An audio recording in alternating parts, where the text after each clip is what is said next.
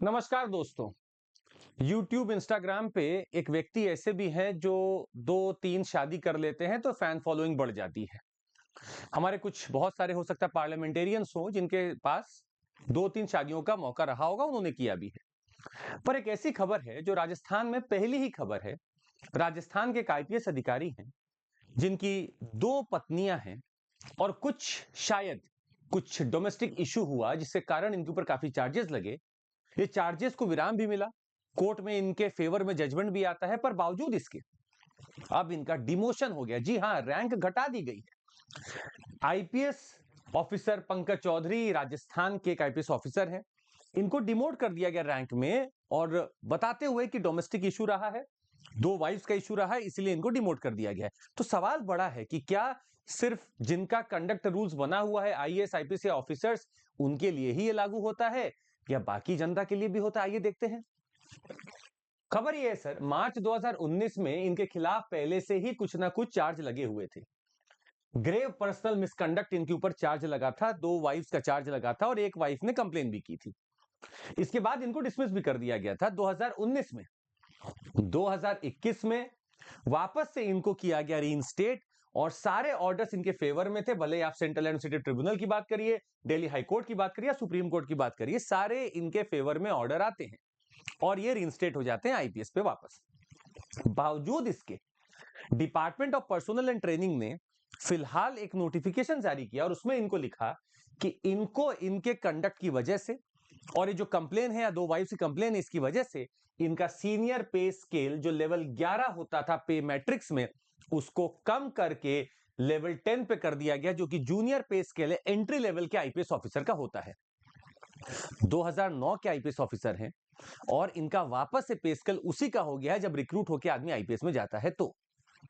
और ये 3 साल के लिए पीरियड के लिए किया गया है। तो आखिर क्या ऐसा लॉ है, क्या ऐसा रूल है जो ये करने के लिए अलाउ कर रहा है, इसको समझना जरूरी है। हम आपको बता दें, ये वही आईपीएस पंकज चौधरी हैं जिनका नाम बहुत बार न्यूज में इसलिए भी रहता है क्योंकि ये सरकार के खिलाफ कई बार बातें भी करते हैं।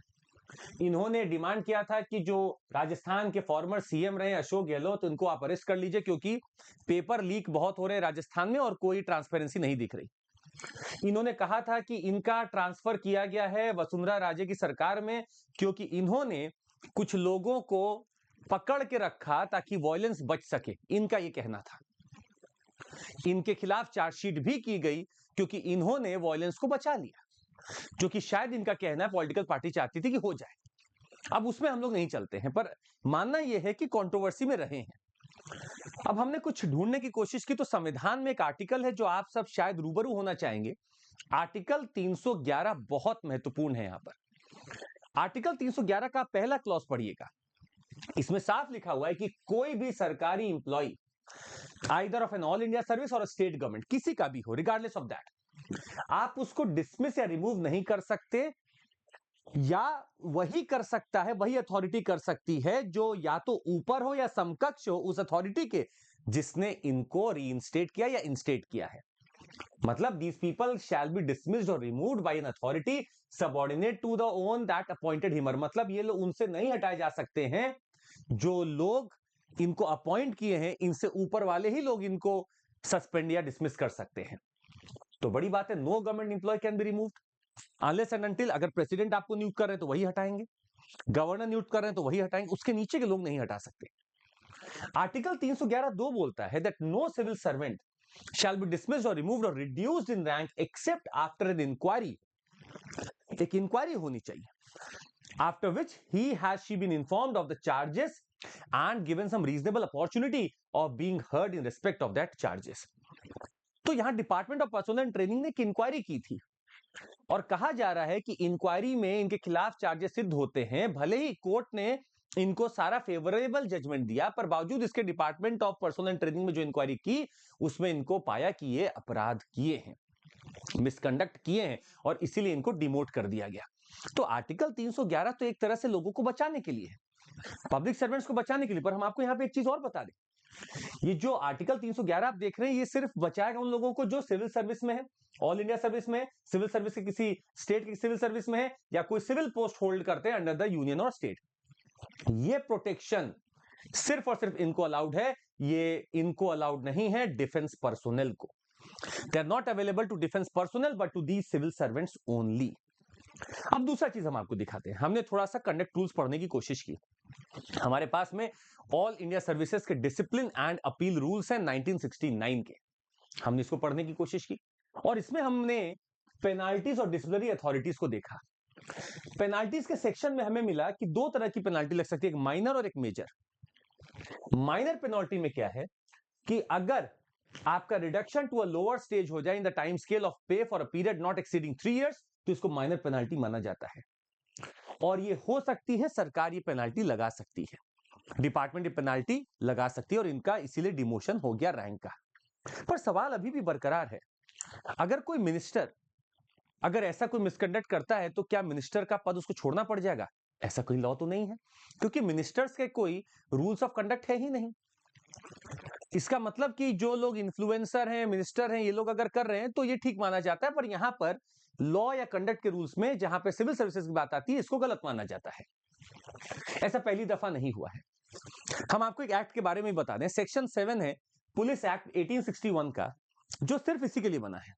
सेक्शन 7 में क्या लिखा है कि आप अपॉइंटमेंट, डिसमिसल या other matter related to inferior police officers, आप ये कर सकते हैं। गवर्नमेंट वहां डिसमिस, सस्पेंड या रिड्यूस कर सकती है रैंक को, अगर कहीं पे भी गलती पाई गई फाइन तक लगा सकती है। सेक्शन 7 है पुलिस एक्ट का 1861 और इन सब का यूज किया गया, पहली बार ऐसा नहीं हो रहा है, ये यूज किया गया बहुत बार। हम आपको एक और घटना बताना चाहेंगे जो 2024 में हुई थी, आज से लगभग 8-9 महीने पहले की बात है।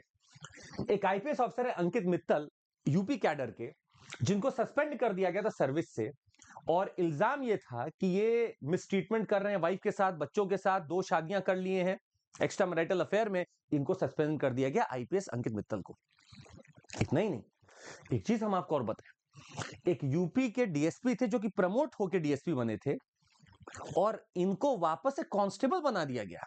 मतलब सोचिए, डीएसपी से वापस से कांस्टेबल बना दिया गया बस इसलिए क्योंकि ये एक्स्ट्रा मैरिटल अफेयर पकड़े गए थे, होटल में थे, पत्नी ढूंढ रही थी, पत्नी से एसपी से गुहार लगाई पत्नी ने कि हमारे पति नहीं मिल रहे हैं, डीएसपी साहब नहीं मिल रहे हैं।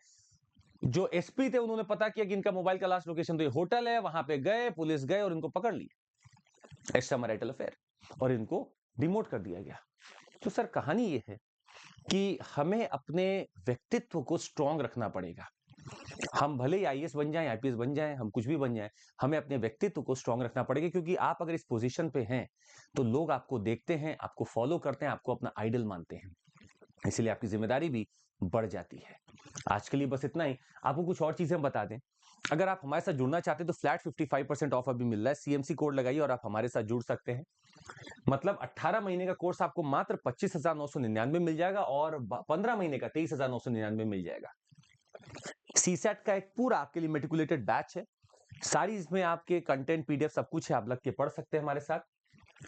हमारे पास बैचेस जो चालू होने वाले हैं वो है प्रारंभ, ये हिंदी बैच है 21 से चालू हो रहा है, आरंभ इंग्लिश है 22 से चालू हो रहा है, इग्नाइट हमारा 28 फरवरी से इंग्लिश चालू हो रहा है और आगाज हमारा 2027 का 26 फरवरी से चालू हो रहा है। आपके साथ ही साहब ने बैच पढ़ है, ये सारे बैचेस, आप सीएमसी कोड लगाइए और जुड़ जाइए हमारे साथ। आज के लिए बस इतना ही, जरूर लाइक, सब्सक्राइब और शेयर करिएगा। जय हिंद।